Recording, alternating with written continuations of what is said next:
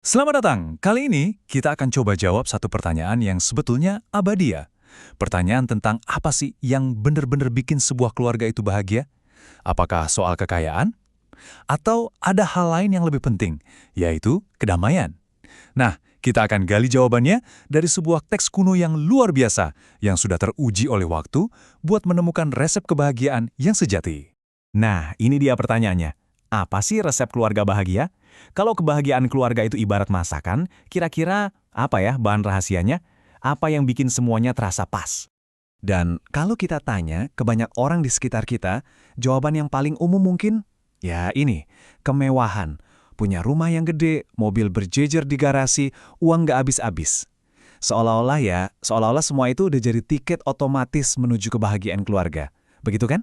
Oke, sebut saja ini mitos istana mewah.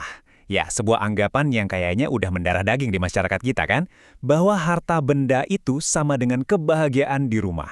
Tapi, tunggu dulu, apa benar begitu? Nah, disinilah pembahasannya jadi menarik. Karena ternyata ada loh sebuah teks kuno yang menawarkan perspektif yang 180 derajat berbeda. Perspektif yang bilang kalau kebahagiaan sejati itu bukan ditemukan dalam tumpukan harta, tapi justru dalam ketentraman. Dan inilah dia, kita masuk ke intinya, sebuah kebenaran kuno. Sesuatu yang mungkin, ya mungkin banget, bisa mengubah cara kita melihat kebahagiaan keluarga selamanya.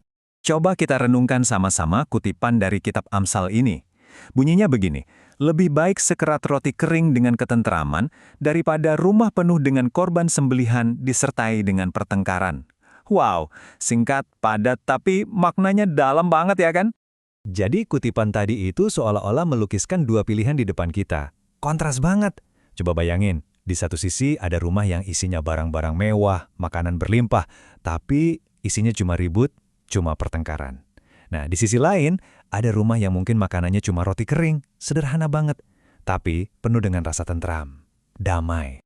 Nah, ini kan jadi bikin kita mikir, kalau gitu harta karun yang sebenarnya itu apa dong? Kalau bukan kemewahan, lalu apa? Yuk kita bedah lebih dalam lagi. Menurut teks ini, harta karun itu adalah damai sejahtera. Dan ini penting ya, damai sejahtera di sini itu bukan cuma sekedar nggak ada berantem. Bukan.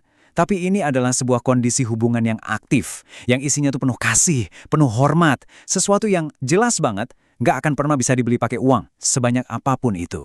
Oke, jadi gimana sih wujudnya rumah yang damai itu? Ya, di dalamnya itu, suami dan istri saling menghargai satu sama lain.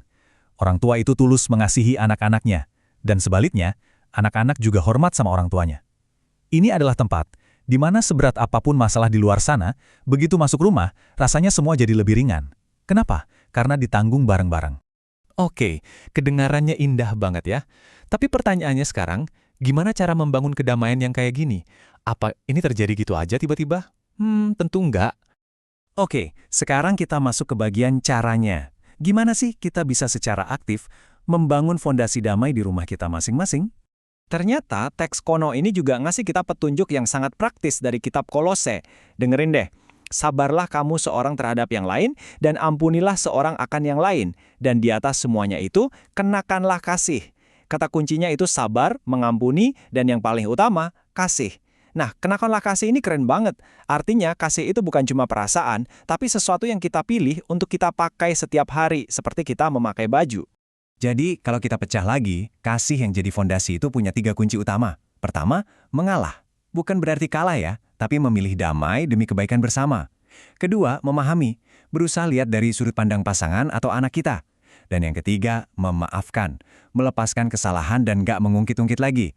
3 hal ini kelihatannya simple, tapi wow, dampaknya luar biasa. Tapi ternyata ada satu lapisan lagi yang lebih dalam.